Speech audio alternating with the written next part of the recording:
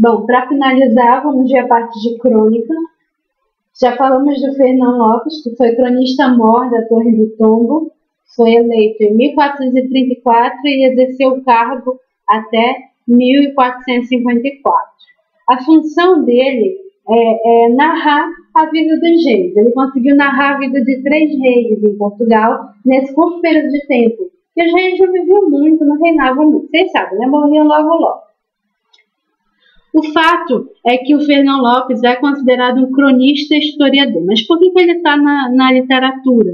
Porque ao narrar a vida dos reis, ele acaba abrindo um espaço de uma autonomia da escrita, que corresponde ao período humanista. Isso quer dizer que ele pretendia narrar da forma mais objetiva possível, procurando a verdade nua da história.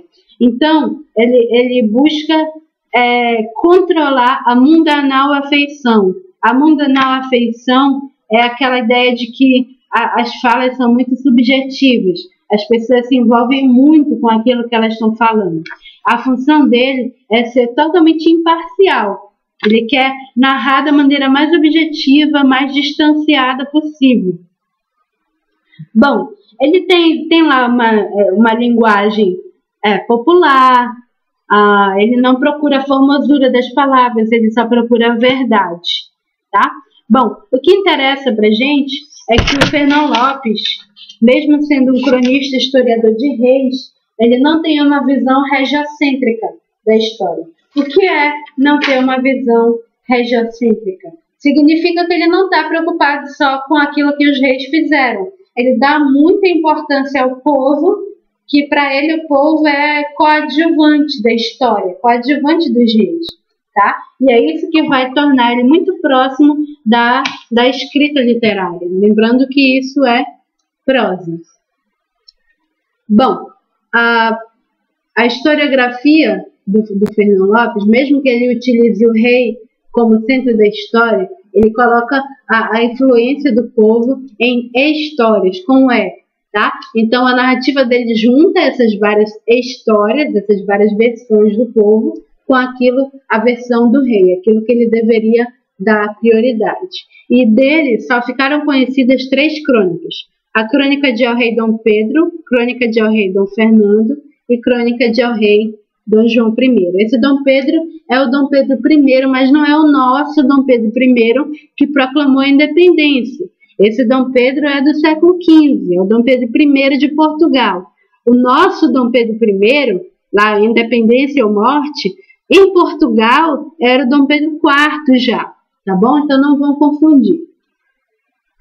Essa crônica do El-Rei Dom Pedro, ela foi composta entre 1440 e 1450 aproximadamente, tá? Ele inicia com o retrato do rei, descrevendo os gostos particulares dele, como a caça, e fala muito do zelo do rei pela justiça, que é exagerado.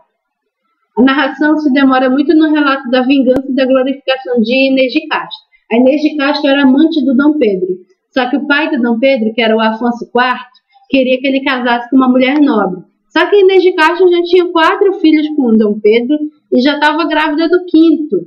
Ou já tinha 5 e estava grávida do 6º, não sei. Mesmo assim, o rei mandou matar a Inês de Castro cortando a cabeça dela. E isso é verdade, né? A Inês de Castro é um símbolo em Portugal.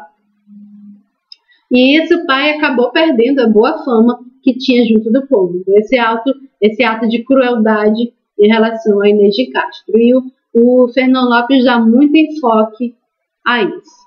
Bom? Tá. A crônica do rei Dom Fernando começa com uma ordem cronológica dos fatos mais importantes da vida de Dom Fernando e fala dos traços contraditórios da personalidade dele. Fala do casamento dele com a dona Leonor Teles, que não era uma figura fácil, era Leonor quem praticamente governava verdadeiramente Portugal.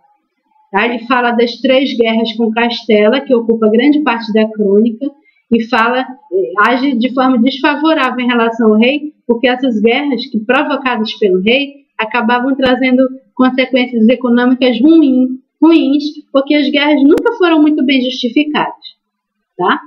Fala, em relação ao casamento dele com a dona Leonor Teles, a Leonor tinha manobras no reinado, e há uma representação da Leonor como aquela mulher poderosa, e mais interessante até do que o marido. E por fim, a crônica do rei Dom João I, no caso. Ela está dividida em duas partes. Tá? A primeira parte ele fala de como Dom João se tornou rei de Portugal, inaugurando uma nova dinastia. Foi exatamente esse Dom João I que iniciou a dinastia de Avis em 1385. Fala também da tomada de Ceuta, e na segunda parte ele já trata especificamente do reinado de Dom João. Bom? E aí é nessa crônica que ele dá mais ênfase ao povo, especialmente numa das batalhas mais importantes de Portugal, que foi a Batalha de Aljubarrota. E encerramos a aula por hoje. Até mais.